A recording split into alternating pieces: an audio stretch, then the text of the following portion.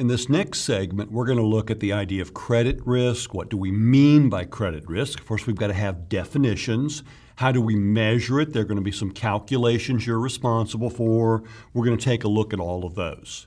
Now, in the long run, if you lose money due to a credit event, you've got to think about, will the event occur? Somebody's not going to pay you. That's the probability of default. But in a default, you usually recover some money, so your ultimate loss would require a number of estimates. That's all true, but it's a little bit misleading because calculating probability of default is not very easy. How do you know what that probability is? How do you figure out how much money you would recover in default? There are not huge numbers of default events, so we don't have a huge amount of data by which to quantify this. So while those statements are true, when we start talking about measuring credit risk, we're actually going to go at it a little bit different way. So I don't want you to be, these statements are true, they're in the reading, but in fact, we're going to go a little bit different reason because those are too hard to measure. Another issue to be aware of are what are called cross defaults. These would be particularly common in things like derivatives. Let's say you're doing business with some counterparty, and the counterparty gets into trouble. Well, the counterparty has obligations to you, but they probably do business with other entities besides you. So there are inflows and outflows occurring with other people. And of course, you don't necessarily know about any of that. All you know is what's the deal between you and your counterparty. But you should be aware, if that counterparty gets into trouble, there's often what is called a cross-default position. Maybe the counterparty is making the exchanges with you, but they get in trouble and they don't make one of the payments to some other third party. As a result of their failure to make a payment to some other third party, it immediately triggers default in all relationships. And really that's intended for a good purpose, because you don't want to get into a situation where with somebody else, they're supposed to be sending money and they don't send it, whereas with you, they're net supposed to be receiving and they're willing to take your money, but they're not paying somebody else. No. If they default with anybody, it immediately triggers default with everyone. So another risk. Everything may be okay between you and your counterparty, but you also have to be thinking about their overall situation. Are they in good standing with every other entity where they have relationships? So credit risk can become a fairly complicated thing. We've got to simplify this down. Now, it would be nice to just say, let's treat it like VAR. At a given probability over a certain period of time, what do we think we would lose?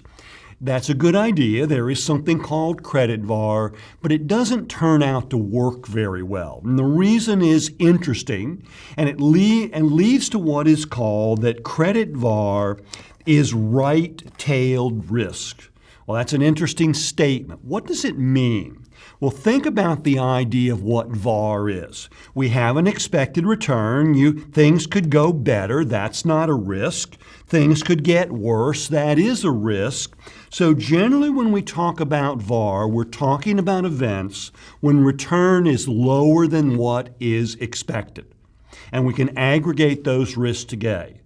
But the way we look at credit VAR, credit risk would actually be low in that situation, because the way we're going to define credit risk is, what is the value of a position? Let's say you own a credit risky bond that's worth $5 million. If they default, your worst case is you lose that entire market value. You have a portfolio, it's marked in there as being worth $5 million, it's defaulted, it's become worthless, you've lost $5 million. What if it's some kind of derivative that's not exchange traded?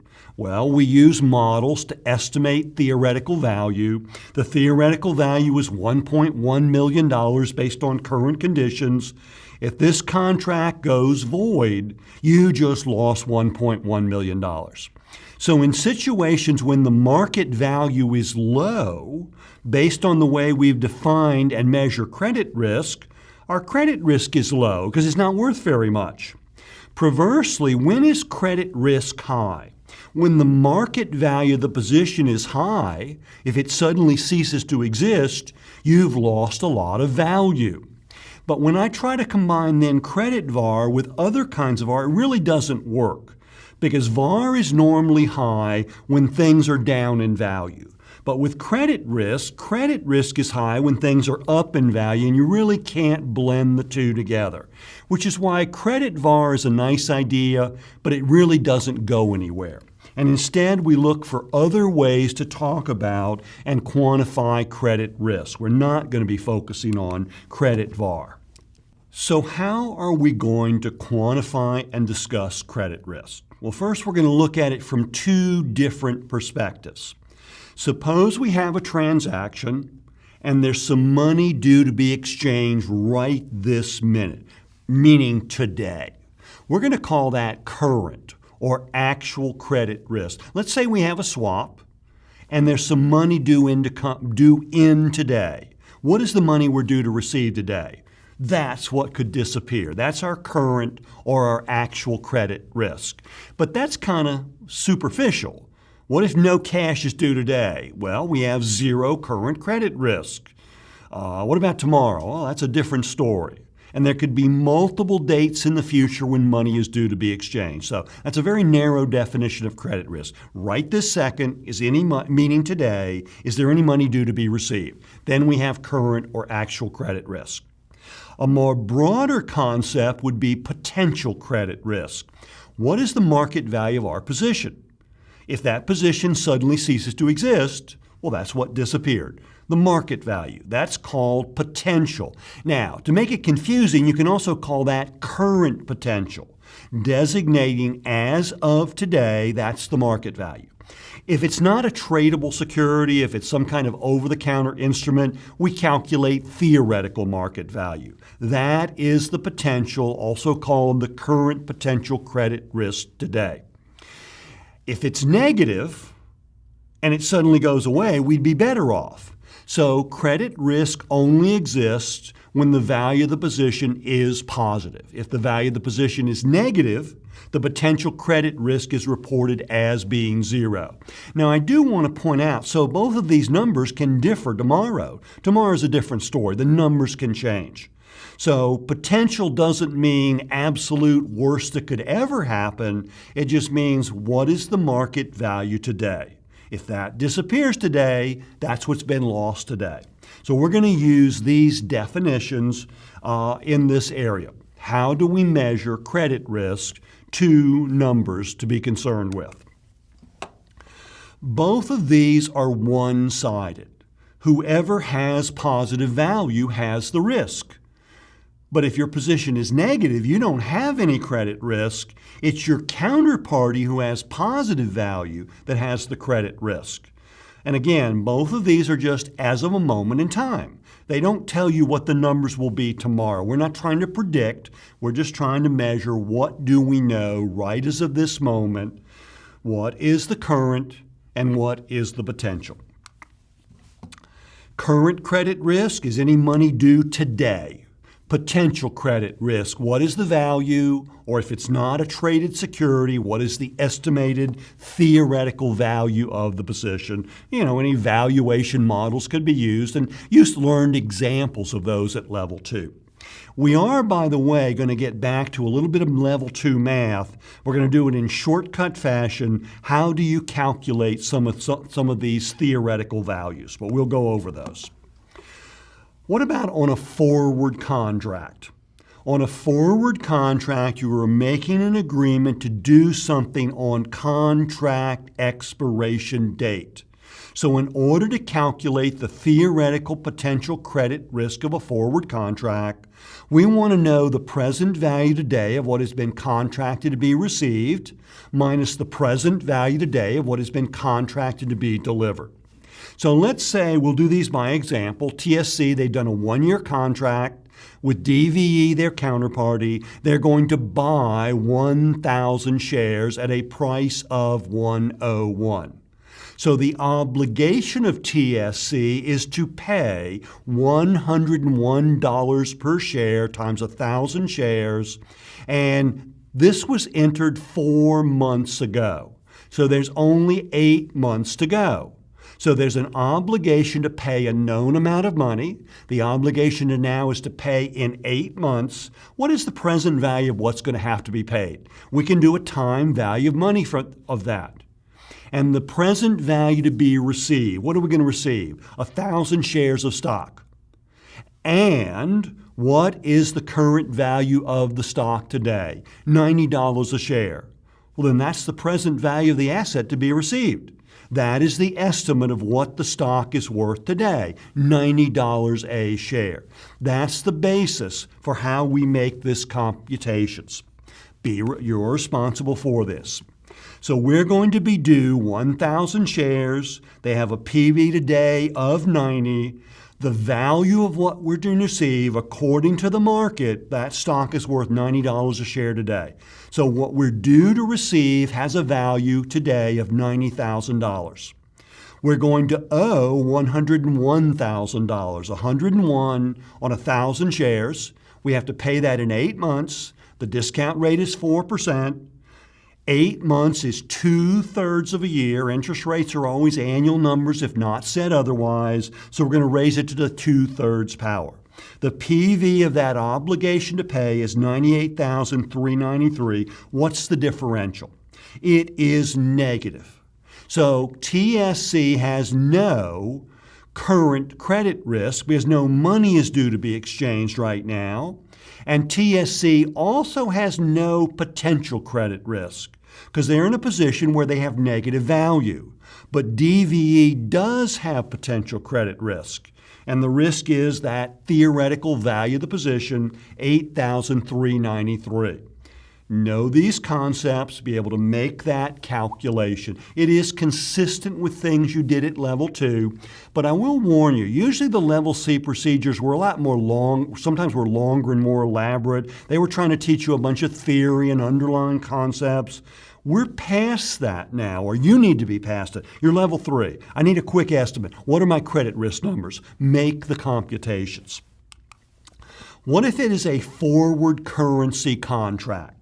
Now, by the way, notice what we did with a stock. With a stock contract, there's an instrument and there's one currency value.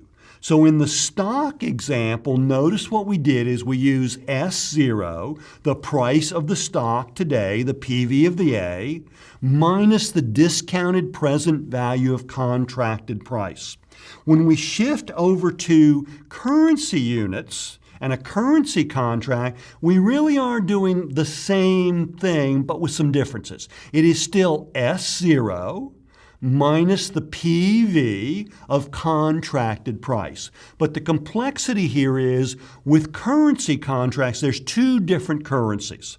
One of them will be in the numerator of an exchange rate, and one will be in the denominator. And notice that I have notated in D over F.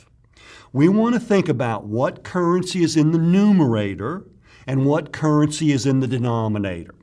And you always need to think about that when you think about currency because it's not automatic. The way the currency unit is written matters. What you would like to have is the quotes you would like them to be. Whoever your investor is, what is their domestic currency? If I'm U.S., the dollar is the domestic currency. Then I would like the dollar in the numerator, and whatever that other currency is, that's a foreign currency. I want that in the denominator. As long as that's true, these formulas work. I should also mention these formulas are always written from the position of the long, the buyer of the foreign currency unit.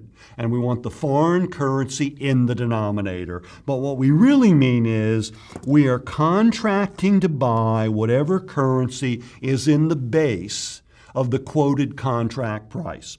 Now, I'll show you how to apply this. We'll see how to check this stuff, but those are important caveats in how we're doing this. Setting it up that way, then the value to the long position, the buyer of the denominator currency, the baseline foreign currency in the quoted contract, we're coming up with the value. SO minus the present value of the initial contracted. Here, because interest rates are fluctuating, we're going to use F sub T, the initial contracted price.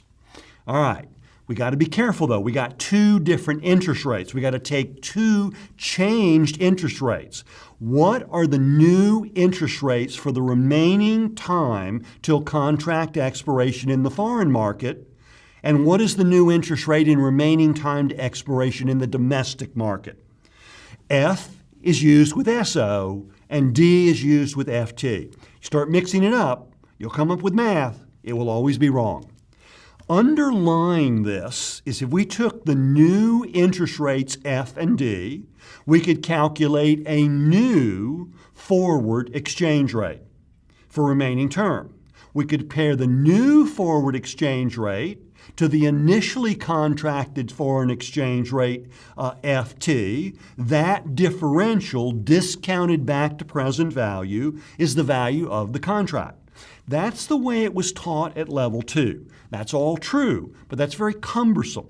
This is just a shortcut calculation that is consistent with what you learned at level 2. But it's important you accept that and say, oh, here's a faster way to get the answer, because I want to know theoretical value to determine if I have any potential credit risk. Let's turn that into an example. We've got a U.S. portfolio manager. So what is D? That's where the investor resides. The U.S. dollar is the domestic currency in this case. They've entered into a 90-day forward contract to purchase 10 million Chinese yuan. Okay, if the dollar is domestic, then the yuan is the foreign currency. And this is to buy. So this is a long position to buy the currency in the denominator of the exchange rate, which is exactly the way we want everything set up. And here is the contracted exchange rate. Here's the initially contracted forward exchange rate. 30 days later, now it was a 90-day contract, 30 days have passed, so there are 60 days to contract expiration. In the United States, the risk-free rate is now 5.5. That would be D. That's the domestic situation in this case. 5% is China. That's the foreign currency. That's F. Interest rates are always annualized numbers unless said otherwise, so we'll have to turn those into 60-day remaining term to expiration, originally 90 less 30, 60 days to go. Who has the credit risk and what is the amount of the credit risk? Now, I'll give you an easy question. Is there any current credit risk? No. No money is due to be exchanged. What about potential credit risk? We should make some calculations. We also have, notice the new spot currency exchange rate, S0. And it is dollar per yuan. Everything is D over F. We have the inputs the way we need them. So it becomes plug and do. We plug in S0. We discount it at the new foreign exchange rate, which is the yuan rate of 5% annual. We have 60 days to expiration, and the Institute in this section is using the convention simplicity. Let's treat it like a 360-day year. It's purely for simplicity. Mirror what the Institute is doing. 60 days of a 360-day year, 60 over 3/60th of a year. So 1.05 to that exponent is 1 plus the periodic discount rate. We're going to subtract FT, the initially contracted exchange rate. What is the new domestic interest rate? U.S. 5.5%, 1.055, 63/60th of a year. 1 plus the periodic discount rate. We come up with our calculation per CNY. The exchange rate is dollars per CNY. You're using dollar price per CNY, and we did this on 10 million CNY times 20,230. What is that number? That is value to the long, to the buyer of the CNY. We are the buyer of the CNY in the forward market. That is positive value. So our potential credit risk, $20,230. No money's due today, no current credit risk today. Another set of calculations to know. Know how to do it for an individual stock. Know how to do it for a currency. What about for a swap, your other calculation? The value of a swap is the present value of the future inflows minus the present value of the future outflows. Based on everything knowable about a moment in time, current market position, conditions, what is the present value of what will be received? That's an asset, add it. What is the present value of what is to be paid? That's a liability, subtract it. That is the value of the swap. If it's positive, that's potential credit risk. What about current credit risk? If we're on a settlement date, any money we're due to exchange on that date measures current credit risk on that date. On most dates, we're not settling anything. On most dates, there will be no current credit risk, but there could always be potential credit risk. What is the market value on the date we're evaluating? Now, if we have data, we can do a calculation, but let's back up a minute. Conceptually, when do we think the potential credit risk would likely to be high on a swap? Not immediately after you enter it. When you enter a swap, you're voluntarily in an agreement with someone else. They wouldn't enter the agreement if they thought they were in the hole. You wouldn't enter the agreement if you thought you were in the hole. So the value of a swap when you initiate the swap is zero. It has no potential credit risk to either party. As time passes, market conditions can shift. Somebody is becoming a winner, somebody is becoming a loser.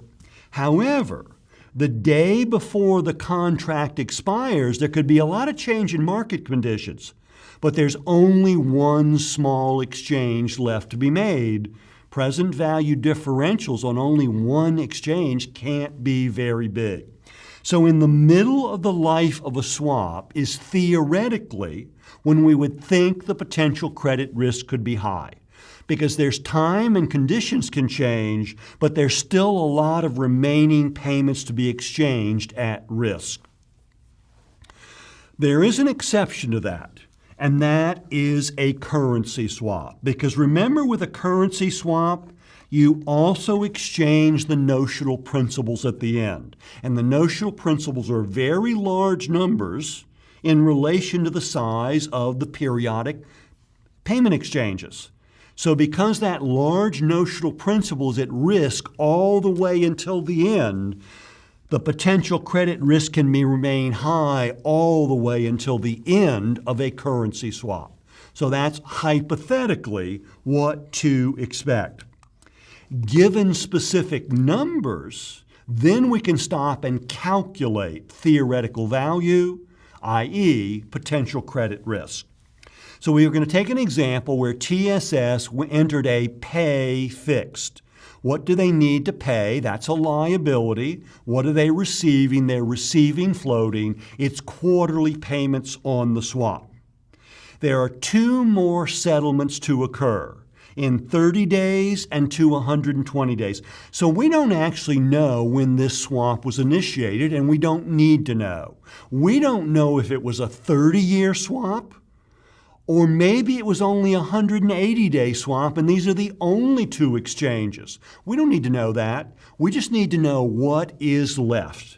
Left is an exchange in 30 days and an exchange in 120, which notice the difference between those two is 90 days, 90-day settlement. So it has to have been 60 days from the last settlement. And remember the convention that we use the interest rate at the start of the period to determine the payment at the end of the period on floating instruments. So 90-day LIBOR was 3.04% at the last settlement date. And that 3.04, therefore, determines what the floating payment, and we are receiving floating, it determines the payment to be received in 30 days. The fixed rate is 3%, so we're going to have to pay 3% annualized in 30 days and 3% annualized in 110. We're the pay fixed. What are the current interest rates? 30-day and 120-day are 305 and 310. Those are our discounting factors to determine present value because the payments are in 30 and 120 days from now. Hey, who's got the credit risk? How much is it? Current credit risk, easy, none. No payments are due to be exchanged today. What about potential credit risk? Know how to do the calculations. As we pointed out, the floating rate side, which we're receiving, is based on the previous 90-day LIBOR of 304. 90 days, they use the simple convention, 90 days of a 360-day year, 1/4 of a year. So that's a receipt, 0.76%. If we were working on $100 notional, the receipt is $0.076. So what is the value of the floating rate receipts? Now here's a trick. It's an important one to know. What about the payment in 120 days? We don't know what it's going to be because that won't be determined until we get to the next settlement date. And the next settlement date is 30 days from now. We don't know what the floating payment in 120 is going to be. And the good news is we don't need to know and we don't need to care. The reason is, remember a floating rate instrument.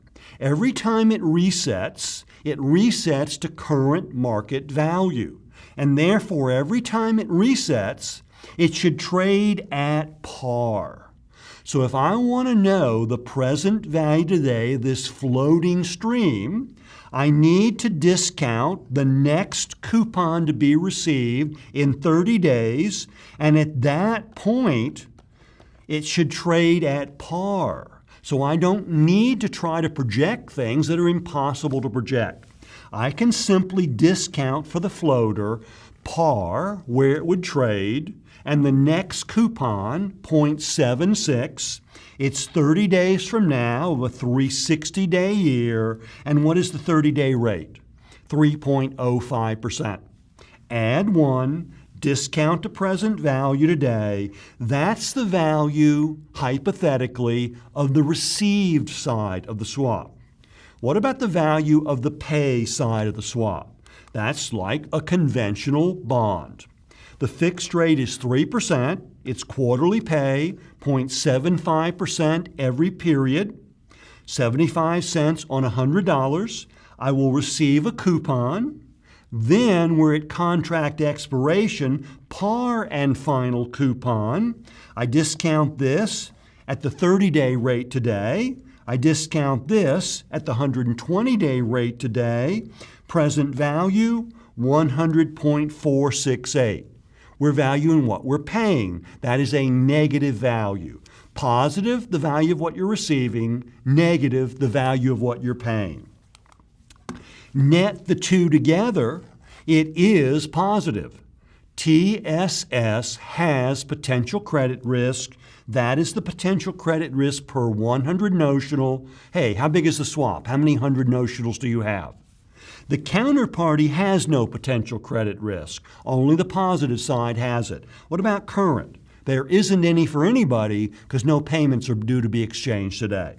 So we've run through all of the calculations you're responsible for in this section, and they all derive from things you learned at level 2, but they're not going to let you go through the long level 2 methodologies. You need to know the quick ways to get it done now at level 3.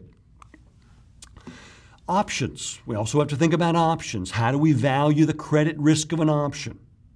If it's not settling, nothing is being exchanged. Then there can't be any current credit risk. Current credit risk can only exist when it's being exercised and settling up. On a European option, that can only occur at option expiration. On American, in theory, you can exercise early. In theory, if you do exercise, then you could say, what is the current credit risk? But also remember, early exercise is almost never intelligent, because as soon as you early exercise, you lose any time premium. It is almost better to sell it. So the more important issue is, what is the potential credit risk? Only the long position can have value. The short can't have any value. They've already gotten their money, the premium. It's only the long position that is at risk. And the potential credit risk, they didn't put it down, so I penciled it in for you. What is the market value of the option? That's your potential credit risk. Don't overcomplicate this. Don't start trying to tell me about intrinsic value. Intrinsic value only matters if the option is being exercised. If I own a portfolio and I own long option positions, what their market value is, not intrinsic, what is their market value? If not exchange traded, what is their theoretical market value based on an option pricing model? That's what's going to be marked as an asset on my portfolio. That option goes away, that's what I lose. What is the market value of the option? Period. That is its potential credit risk. That only applies to the long side. The short can never have potential credit risk with an option. So there's actually no difficult calculations to make with the option. You do have some theoretical calculations to make with the forwards and the swaps. Make sure you know them.